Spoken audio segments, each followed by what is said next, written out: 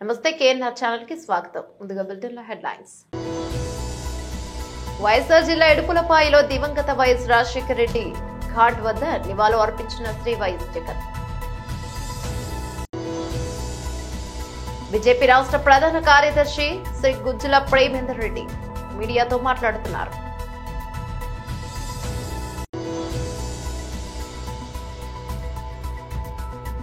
తెలంగాణ భవన్ లో క్రిస్మస్ వేడుకలు.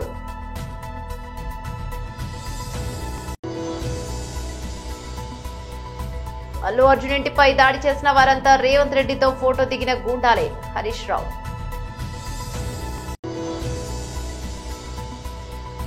అల్లు అర్జున్ కు తొక్కిసలాట వీడియో చూపించిన పోలీసులు. వైఎస్ఆర్ జిల్లా ఎడుపులపాయలో దివంగత వైఎస్ రాజశేఖర రెడ్డి ఘాట్ వద్ద నివాళులర్పించిన శ్రీ వైఎస్ జగన్.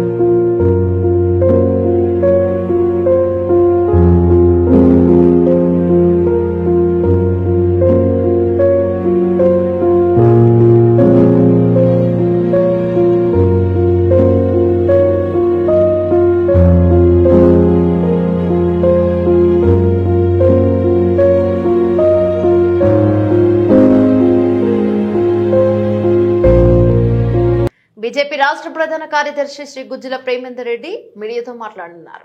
అందరికీ నమస్తే. నిన్న ఈరోజు భారతీయ జనతా పార్టీ జాతీయ ప్రధాన కార్యదర్శి శ్రీ సునీల్ బన్సల్జీ, బీజేపీ రాష్ట్ర అధ్యక్షులు కేంద్ర మంత్రివర్యులు శ్రీ జి కిషన్ రెడ్డి గారు, రాష్ట్ర సంఘటన ప్రధాన కార్యదర్శి శ్రీ చంద్రశేఖర్ గారు, రాష్ట్రంలో భారతీయ జనతా పార్టీ సంస్థాగత ప్రక్రియ సంఘటనా పరువు గురించి 2 రోజుల పాటుగా అన్ని జిల్లాలతోని సమూహాలుగా వారు మాట్లాడడం జరిగింది. పూర్తి స్థాయిలో రాష్ట్రంలో అత్యంత వేగంగా భారతీయ జనతా పార్టీలో లక్షలాది మంది చేరుతున్నారు. సుమారుగా ఇప్పటికే 40 లక్షలకు పైగా చేరినట్టుగా ఈ రోజు వరకు సమాచారం వచ్చింది. అదేవిధంగా దాదాపు 30,000 మందికి పైగా క్రియాశీల సభ్యులు వారు కూడా ఇప్పటి వరకు నమోదు చేసుకోవడం జరిగింది. పార్టీకి సంబంధించిన యొక్క పోలింగ్ బూత్ కమిటీలు, మండల కమిటీ, జిల్లా కమిటీల కోసం వేగంగా వాటిని ఏర్పాటు చేయడం కోసం పూర్తి స్థాయిలో ప్రయత్నాలు జరుగుతున్నాయి. వారు ఈ 2 రోజుల పాటు కూడా పూర్తిగా సమీక్ష చేయడం జరిగింది. దీంట్లో త్వరలో ఈ నెలాఖరు జనవరి 1st వీక్ లోపల ఈ యొక్క ప్రక్రియ మొత్తం కూడా పూర్తి కాగలిగే అవకాశం ఉంది. అదేవిధంగా రాష్ట్రంలో జరుగుతున్న రాజకీయ పరిణామాల గురించి కూడా వారు ఆరా తీశారు. ఈ క్రమంలో రాష్ట్ర ప్రభుత్వం కావాలని కక్ష సాధింపు చర్యతో ఈ యొక్క సినిమా హీరో అల్లు అర్జున్ విషయంలో ప్రవర్తించిన యొక్క తీరు సరిగా లేదు అనేది అభిప్రాయం వెల్లడించడం జరిగింది. ముఖ్యంగా ఎవరైతే ఆ సంధ్యా థియేటర్ తొక్కిస్లాట్లో చనిపోయిన యొక్క మహిళ పట్ల భారతీయ జనతా పార్టీ వారి యొక్క మృతి పట్ల తీవ్ర విచారాన్ని వెలిబుచ్చడం జరిగింది. వారి ఆత్మకు శాంతి చేకూరాలని చెప్పి ఈ యొక్క మేము భారతీయ జనతా పార్టీ తెలియజేస్తున్నది. అయితే అదే సమయంలో అల్లు అర్జున్ పట్ల కాంగ్రెస్ పార్టీ వ్యవహరిస్తున్న తీరు ఏమిటంటే ఇది పూర్తిగా కూడా బ్లాక్ మెయిలింగ్ లాగా కక్ష సాధింపు చర్యగా కనిపిస్తున్నది. ఎందుకనంటే వాళ్ళు ఒక్కొక్క మంత్రి ఒక్కొక్క రకంగా మాట్లాడుతున్నారు. అరే ఆ సినిమాలో ఏదో స్టోరీ ఉంది, ఆ స్టోరీలో ఉన్న సినిమాకు జాతీయ అవార్డు ఎట్లా ఇచ్చిన, మరి గతంలో కాంగ్రెస్ పార్టీ ప్రభుత్వం రాష్ట్రంలో కేంద్రంలో అధికారం ఉన్నప్పుడు అనేక సినిమాలకు అవార్డులు ఇచ్చిండ్రు. అడవి దొంగ అటువంటి వాటికి ఎన్నిటికో రకరకాల సినిమాలకు రకరకాల స్టోరీలు ఉన్న వాటికి ఇచ్చిండ్రు. మరి వాటికి ఏ విధంగా ఇచ్చిండ్రని నేను చెప్పి అడుగుతున్నా. తర్వాత ఇన్ని రోజుల నుంచి ఎందుకు ఆ అంశం మాట్లాడలేదు? మీరే ఈ సినిమాకు టికెట్లు పెంచుకోవడానికి అవకాశం కల్పించారు. మరి అటువంటి స్టోరీ ఉన్న సినిమాకు మీరు టికెట్లు పెంచుకోవడానికి అవకాశం ఎందుకు కల్పించారు? ముందు అది ప్రజలకు సమాధానం చెప్పండి. అంటే ఎక్కడో ఏదో. తెలంగాణ భవన్లో క్రిస్మస్ వేడుకలు. రాష్ట్రాన్ని సాధించిన తర్వాత తెలంగాణ సమాజంలో ఉన్నటువంటి అన్ని వర్గాల ప్రజల్ని, హిందువులు కావచ్చు, ముస్లింలు కావచ్చు, క్రిస్టియన్లు కావచ్చు, సిక్కులు కావచ్చు, సర్వ మత సామరస్యం సౌభ్రాతృత్వంతో రాష్ట్రాన్ని పరిపాలించినటువంటి మహానుభావుడు కేసీఆర్ గారి పాలనా సమయంలో క్రిస్టియన్ సమాజానికి, ఆ సమాజం ఎదుర్కొంటున్నటువంటి సమస్యల పరిష్కారంతో పాటు ఆ సమాజం మీద గౌరవంతో క్రిస్మస్ను అఫీషియల్ స్టేట్ ఫెస్టివల్గా డిక్లేర్ చేసినటువంటి మహానుభావుడు కేసీఆర్ గారు అనేటువంటి విషయాన్ని గుర్తు చేస్తా ఉన్నారు. మరి ఇదే మతానికి సంబంధించినటువంటి రాజశేఖర రెడ్డి గారు ముఖ్యమంత్రిగా కొనసాగినప్పటికీ స్టేట్ ఫెస్టివల్గా వారు ప్రకటించలేకపోయారు. ఈ మతం పట్ల, ఇక్కడ ఉండేటువంటి క్రిస్టియన్ల పట్ల కేసీఆర్ గారు తనదైనటువంటి గౌరవపూర్వకంగా ఫెస్టివల్ ప్రకటించడం జరిగింది. అదే సందర్భంగా బాక్సింగ్ డేను కూడా హాలిడేగా డిక్లేర్ చేయడం జరిగింది. దీనితో పాటు చాలా విషయాలలో మేము గతంలో ఈ పార్టీని నడుపుతున్నటువంటి క్రమంలో చాలా క్రిస్టియన్ అసోసియేషన్ పెద్దలు మాకు ఈ సమాధుల పూతోటల సమస్య తీవ్రంగా ఉంది హైదరాబాద్ మహానగరంలో అనేటువంటి బాధను వ్యక్తం చేస్తే దాన్ని సంపూర్ణంగా అర్థం చేసుకున్నటువంటి కేసీఆర్ గారు తను ముఖ్యమంత్రిగా 43 ఎకరాల స్థలాలను మరి ఆ కార్యక్రమం కోసం అందించడం జరిగింది అని అంటే బ్రతికున్నప్పుడే కాదు, మనిషి శాశ్వతంగా నిద్రించేటువంటి స్థలంలో ఒక ప్రశాంతమైనటువంటి పూదోటను కూడినటువంటి వాతావరణాన్ని సృష్టించాలనేటువంటి ఆలోచనతో ఆ రకంగా వారు చేయడం జరిగింది అనేటువంటి విషయాన్ని గుర్తు చేస్తూ ఉన్నాం. మరి చదువుతున్నటువంటి పిల్లలకు ఓవర్సీస్ స్కాలర్షిప్లు కావచ్చు, అదే రకంగా క్రిస్టియన్ అంటే ఈ పర్వదినం రోజు అంతటా కూడా తెలంగాణలోని అన్ని నియోజకవర్గ కేంద్రాల్లో అద్భుతంగా బట్టల పంపిణీ కార్యక్రమం జరిగేది, భోజనాలు ఏర్పాటు చేసేది. ఆ క్రమంలో 2 లక్షల రూపాయలు పట్టణంలో, 1 లక్ష రూపాయలు గ్రామీణ ప్రాంతాల్లో ఇవ్వడం జరిగేది. నేను స్వయంగా మా నియోజకవర్గంలో ఉన్నటువంటి నిరుపేదల కోసం ప్రభుత్వం ఇచ్చేదానికంటే డబుల్గా కూడా ఇచ్చినటువంటి రోజులు ఉన్నాయనేటువంటి విషయాన్ని మనవి చేస్తూ ఉన్నాం. దానితో పాటు క్రిస్టియన్ సమాజానికి సంబంధించినటువంటి పెద్దలు కలుసుకోవాలి, అందరం ఒకే గొడుగు కింద ఏదైనా సభలు సమావేశాలు ఏర్పాటు చేసుకున్నా, ఏదైనా మీటింగ్లు ఏర్పాటు చేసుకున్నా మాకు స్థలాలు కావాలని అన్ని కులాలు అడిగినాయి, అన్ని మతాల వాళ్ళు కూడా అడిగిళ్ళు. రాష్ట్రంలో అత్యంత ఖరీదైనటువంటి భూములు ఒకటైనటువంటి ఉప్పల్ బగాయత్లో 2 ఎకరాల స్థలాన్ని ఇచ్చి 10 కోట్ల రూపాయలు మంజూరు చేసినటువంటి చరిత్ర మరి కేసీఆర్ గారిది అనేటువంటి విషయాన్ని మనం చేస్తూ ఉన్నాం. మేమందరం కూడా ప్రతి సంవత్సరం ఎల్బీ స్టేడియంలో ఇచ్చేటువంటి మనందరి విందుకు నేను కూడా వారితో పాటు హాజరయ్యేటువంటి వాడిని. అంతా అయిపోయిన తర్వాత సహపంక్తి భోజనం అందరం కలిసి క్రిస్టియన్ పెద్దలు మేము అందరం కలిసి చక్కటి విందు ఆరగించేవాళ్ళం. ఆ సందర్భంగా అవార్డులు కూడా ఇచ్చేటువంటి సంస్కృతి కేసీఆర్ గారు కొనసాగించారు. ఈరోజు బాధ కలిగేటువంటి విషయం ఏంటంటే ఈ పర్వదిన సందర్భంగా రాజకీయాలు కాదు కానీ అవన్నీ కూడా మటుమాయమైపోయినాయి. ఎవరైనా పరిపాలన ఏ పాలకుడు అధికారంలోకి వచ్చినా గత ప్రభుత్వం ఇచ్చినటువంటి మంచిని స్వీకరించి దానికన్నా కొంత మెరుగైనటువంటి సేవలు, మెరుగైనటువంటి సదుపాయాలు అందించడం బాధ్యత. కానీ దానికి భిన్నంగా ఈ ప్రభుత్వం పనిచేస్తూ ఉన్నది. మేము ఈ ప్రభుత్వానికి గతంలో చేసినటువంటి కేసీఆర్ గారు చేసినటువంటి మంచి పనులను గుర్తు చేస్తూ ఉన్నాం.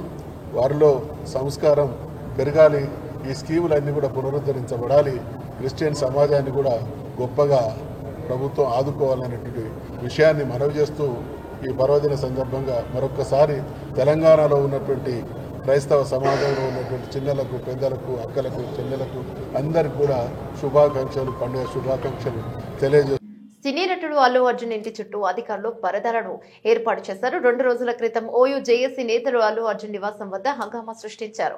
జూబ్లీహిల్స్ లోని ఆయన నివాసంపై వారు దాడికి పాల్పడ్డారు. ఈ రోజు పోలీసులు అల్లు అర్జున్ చిక్కడపల్లి పోలీస్ స్టేషన్ లో విచారించారు. మధ్యాహ్నం 3 గంటల సమయంలో ఆయన ఇంటికి చేరుకున్నారు. ఈ క్రమంలో అప్రమత్తమైన అధికారులు అవాంఛిత ఘటనలు జరగకుండా తెల్లటి పరదాలను ఏర్పాటు చేశారు. ఆయన నివాసం వద్ద బయటి వ్యక్తులను లోపలకు కనిపించకుండా తెల్లటి గుడ్డలను ఇంటి చుట్టూ కట్టారు. సంధ్యా థియేటర్ ఘటనలో A11 గా ఉన్న హీరో అల్లు అర్జున్ చిక్కడపల్లి పోలీసులు విచారించారు. డీసీపీ ఆకాంక్ష యాదవ్ ఆధ్వర్యంలో ఏసీపీ రమేష్, ఇన్స్పెక్టర్ రాజు నాయక్ సమక్షంలో అల్లు అర్జున్ ను ప్రశ్నించారు. కాగా కొన్ని ప్రశ్నలకు అల్లు అర్జున్ సమాధానాలతో సంతృప్తి చెందిన పోలీసులు అల్లు అర్జున్ కు తొక్కిసలాట వీడియో చూపించగా ఆయన మౌనం వహించినట్టు తెలిసింది. ఓ ప్రశ్నకు సమాధానం తాను ఓ సాధారణ ప్రేక్షకుల సంధ్యా థియేటర్ కు వెళ్లానని అల్లు అర్జున్ చెప్పినట్టు సమాచారం. ఇక సంధ్యా థియేటర్ కు సెలబ్రిటీల రాకపై తాము అనుమతి నిరాకరిస్తూ ఇచ్చిన ఉత్తర్వుల కాపీని కూడా పోలీసులు అల్లు అర్జున్ ముందు పెట్టగా అందుకు కూడా ఆయన మౌనంగా ఉన్నట్టు తెలిసిందే. నూతన సంవత్సర సందర్భంగా తాడిపత్రి మున్సిపల్ చైర్మన్ జేసీ ప్రభాకర్ రెడ్డి ఒక వినూత్న నిర్ణయం తీసుకున్నారు. నూతన సంవత్సర వేడుకల సందర్భంగా ఎవరూ ఫ్లెక్సీలు వేయొద్దని, అలాగే తన వద్దకు ఎవరు బొకేలు తేవద్దని తెలుగుదేశం పార్టీ కార్యకర్తలకు, జేసీ అభిమానులకు తాడిపత్రి మున్సిపల్ చైర్మన్ జేసీ ప్రభాకర్ రెడ్డి సూచించారు. ఫ్లెక్సీలకు బొకేలకు అయ్యే ఖర్చును వృధా చేయకుండా తాను ఒక బాక్స్ ఏర్పాటు చేశానని, అందులో ఆ నగదును వేయమని కార్యకర్తలకు తెలియజేశారు. వచ్చిన నగదుతో పాటు ఎమ్మెల్యే జేసీ అస్మిత్ రెడ్డి సహకారంతో తాడిపత్రిలోని జేసీ పార్క్ లో నూతన ఆట వస్తువులు ఏర్పాటు చేయడానికి ఆ నగదును వాడతామని జేసీ తెలిపారు. అలాగే నూతన సంవత్సర సందర్భంగా తాడిపత్రిలోని జేసీ పార్క్ లో మహిళలకు ప్రత్యేకంగా కొన్ని కార్యక్రమాలు ఏర్పాటు చేశామని, ప్రతి ఒక్క మహిళ పాల్గొనాలని, కేవలం ఈ కార్యక్రమం మహిళల కోసం మాత్రమే జేసీ ప్రభాకర్ రెడ్డి తెలిపారు. క్రిస్మస్ శుభాకాంక్షలు. కొత్త సంవత్సరం వస్తుంది. ఎవరు కూడా దయచేసి ఎవరు కూడా ఫ్లెక్సీలు వేయకూడదు.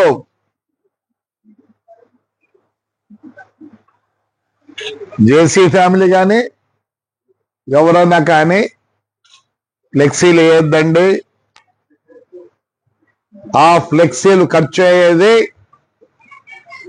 మీరు ఇక్కడ ఒక బాక్స్ పెడతా, ఈసారికి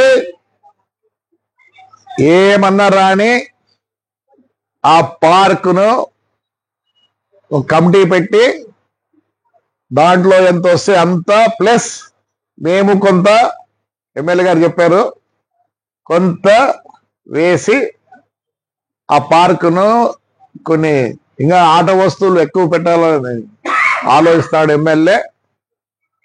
మీరు ఇస్తారో పోతారో అది వేరే కథ, కానీ ఊర్లో ఫ్లెక్సీ కనపడకూడదు. మా గురించి మీరు ఫ్లెక్సీలు వేయొద్దండి, డబ్బులు వేస్ట్ చేయొద్దండి. ఎవరన్నా ఏదో వేసుకుంటారంటే అది వాళ్ళ ఇష్టము, నేనైతే వద్దన్నా. కానీ జనవరి తర్వాత 1వ తేదీ తర్వాత ఫ్లెక్సీలు ఎక్కడంటే అక్కడ, అరే ఏంటో పెట్టేది, దానికి నేను ఒక స్థలం చూపిస్తాను, పెట్టుకోండి దయచేసి. మాకైతే వద్దు, మా ఫ్యామిలీకి వద్దు. We are all happy. మేమంతా ప్రజలు హ్యాపీగా ఉండాలనే కోరిక మాకుంది కాబట్టి ఇవన్నీ పనికిరావు. దానికి ఒక ఫ్రేము, దానికి మళ్ళీ పెద్దది 10x10 ఫ్లెక్సీ వేస్తే కనీసం 4,000 5,000 అవుతుంది. వేస్ట్ చేద్దండి. ఎవరికైనా మోజుంటే వేసుకోండి, నేనే వద్దన్నా. 1వ తేదీ తర్వాత ఫ్లెక్సీలు కూడా ఇవి ఉన్నాయి కదా, స్టాచ్యూస్ అన్ని పెట్టారు పెద్ద పెద్ద వాళ్ళవి, దానిగా పెట్టకూడదు. మేము కొన్ని ప్లేసులు సెలెక్ట్ చేసి పెడతాం, పెట్టుకోండి హాయిగా, మేము వద్దన్నాం. ఏమే ఈ కాలంలో ఫ్లెక్సీలకు ఏంది, ఎట్లాంటి ఫ్లెక్సీ పెట్టుకుంటారు. ఏమే ప్రజలకు అంతా తెలుసు ఎవరు ఏమని. ఫ్లెక్సీ మాకైతే దయచేసి గవర్నమెంట్ ఫ్లెక్సీలు కూడా చూపిస్తాము, వేసుకోండి. ఏదన్నా అకేషన్ ఉంటే దాన్ని కూడా సపరేట్గా ఇస్తాము. అంతేగాని ఎక్కడెక్కడ విగ్రహాలు ఉన్నాయో అక్కడ మటుకు పెట్టేదానికి లేదు. మీరు పెట్టినా పొద్దున్నే మున్సిపాలిటీ వాళ్ళు తీసేస్తారు. మీకు మోజు ఉంటే పెట్టుకోండి, మేమే వద్దన్నాం. మా గురించి అయితే వద్దు. మేము డబ్బులు వృధాగా వేస్ట్ చేయొద్దండి. దయచేసి రేపు బాక్స్ పెడతా. పోయినసారి మీరు ఇస్తే దానికి లైట్లు 450 లైట్లు తెప్పించినాం. అవే ఇప్పుడు మున్సిపాలిటీ అంతా వాడుతా ఉంది. ఏమే పండ్లు పూలు కూడా వద్దు. ఏవి మీరు ఒకవేళ దాని మీద ఖర్చు పెట్టేదామంటే దీంట్లోకి వేయండి అంతే. ఇది కంపల్సరీ కాదు. దాంట్లోకి వేయాలనేది ఇది కంపల్సరీ కాదు. No flexi is allowed. 1వ తేదీ తర్వాత జనవరి తర్వాత కూడా మేము స్థలాలు చూపిస్తాం, మున్సిపాలిటీ స్థలాలు, దాంట్లోనే వేసుకోండి. ఫ్లెక్సీ వేస్తే ఒప్పుకోరు. జనవరి తర్వాత మళ్ళీ చెప్తాను. అలానే ఆర్మూర్ మండలం పెర్కిట్లో గల కస్తూర్బా గాంధీ బాలికల విద్యాలయాన్ని కలెక్టర్ రాజీవ్ గాంధీ హనుమంత్ మంగళవారం ఆకస్మికంగా తనిఖీ చేశారు. Dormitory, store room, kitchen, play ground తదితర వాటిని పరిశీలించారు. స్టోర్ రూమ్ లో నిల్వ ఉంచిన సన్నబియ్యం, ఇతర సరుకుల నాణ్యతను, విద్యార్థుల కోసం వండిన మధ్యాహ్న భోజనాన్ని పరిశీలించారు. మెనూ పట్టికలో పొందుపరిచిన వాటికి అనుగుణంగానే ఆహార పదార్థాలు ఉన్నాయా అని తనిఖీ చేశారు. పర్యవేక్షణలో అధికారిని ఎక్కడ ఉన్నారని కలెక్టర్ ప్రశ్నించగా సమ్మెలో పాల్గొంటున్నారని డ్యూటీ టీచర్ తెలిపారు. బాధ్యత కలిగిన వారు అందరూ అందుబాటులో ఉంటూ పాఠశాల నిర్వహణ పక్కగా పర్యవేక్షించాలని, విద్యార్థులకు ఇబ్బందులు తలెత్తకుండా చూడాలని కలెక్టర్ ఆదేశించారు. మెనూ ప్రకారం ప్రతిరోజు ఉడకబెట్టిన కోడిగుడ్లు అందిస్తున్నారని ఆరా తీశారు.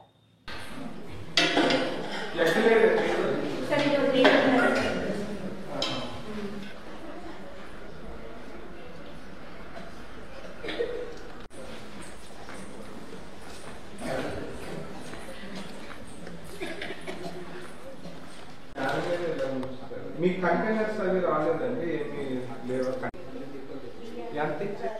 2 months మాత్రమే తీసుకున్నాం. ఇంకా సర్వే జరుగుతుంది, సమ్మె జరుగుతుంది కాబట్టి. అంటే అవి రైస్ ఇదే ఎలా ఉందండి? అంటే పురుగులు ఇవి ఏమైనా? ఫస్ట్ మేము డ్యూటీ టీచర్ ఫస్ట్ ఒకసారి తిన్న తర్వాతనే పిల్లలకు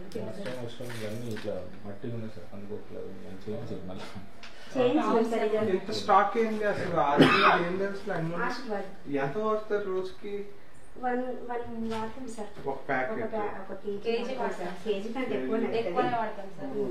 మీకు ఎంత మంత్లీ వస్తుందా? అవును సార్, మంత్లీ వస్తుంది. ఆయిల్ ఉందండి, విజయ ఆయిల్ డైలీ ఇస్తున్నారా? మిల్క్ ఇస్తున్నారు సార్, మార్నింగ్ పెరుగు తోడేస్తాం సార్. అక్కడ మంచి క్వాలిటీ బాగానే వస్తుంది సార్, టేస్ట్ కూడా బాగుంది. ఈ వీటిలో ఏం పెడతారండి మీరు? ఈ స్టీల్ కంటైనర్స్ లో స్నాక్స్ ఐటమ్స్ సార్. పల్లీలు, శనగలు, పెసర్లు, బొబ్బర్లు సార్, అవి స్నాక్స్ ఐటమ్స్. ఇవన్నీ ఏంటి? సరే, చింతపండు ఒకటి, దొడ్డు రవ్వ సార్, పెసర వస్తుంది.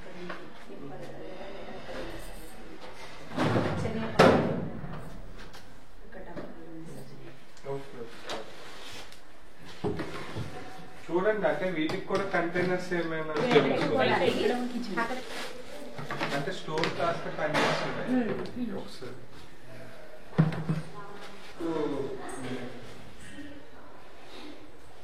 ఇవి ఎప్పుడు ఎన్ని రోజులకు ఒకసారి ఇస్తారు? 2 times వస్తాయి. మండే అంటే ఆల్టర్నేట్ డే అలా కాదు. 300+ ఇంటర్మీడియట్ కూడా ఉన్నారు.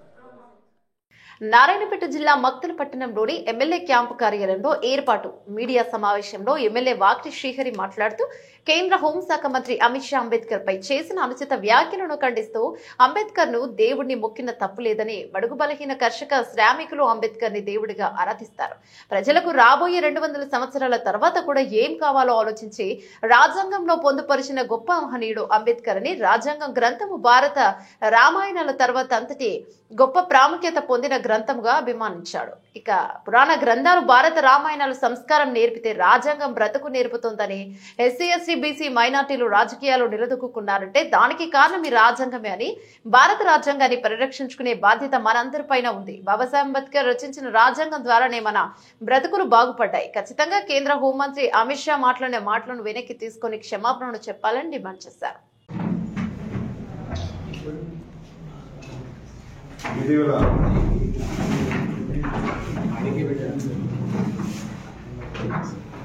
అమిత్ షా గారు చేసినటువంటి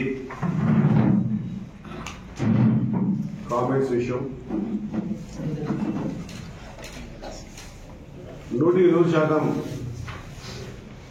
ఎస్ దేవుళ్ళని మొక్కాలే, స్వర్గం ప్రాప్తి చెందుతుంది, ఇది నిజం. అంతే పెద్ద ఎత్తున ఈరోజు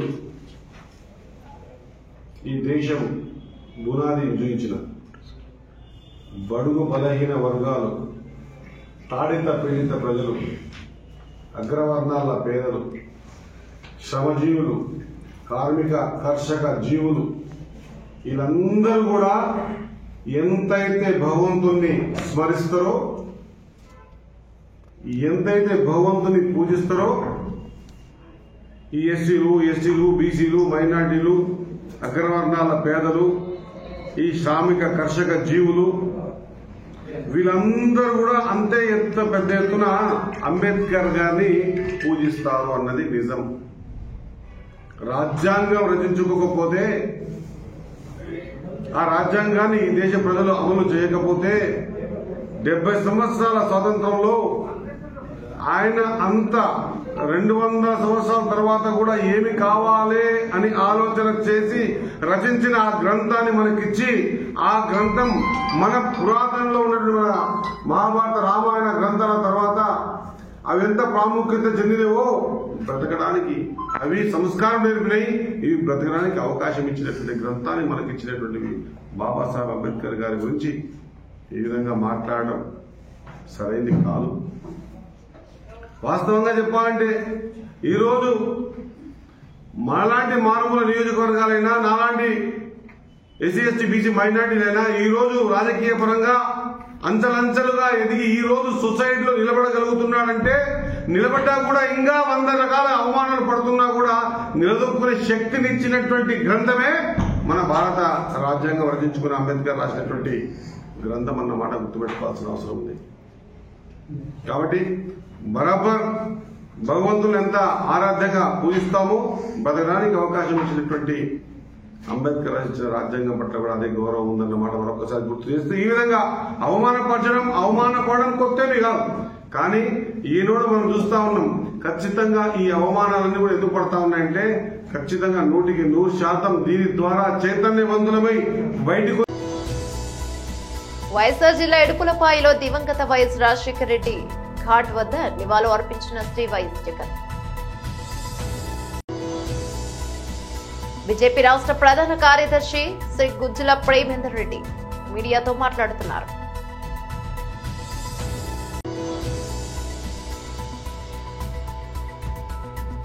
తెలంగాణ భవన్లో క్రిస్మస్ వేడుకలు.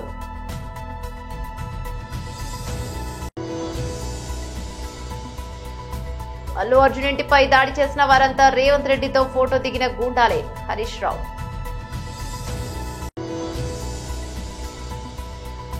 అల్లు అర్జున్ కు తొక్కిసలాట వీడియో చూపించిన పోలీసులు.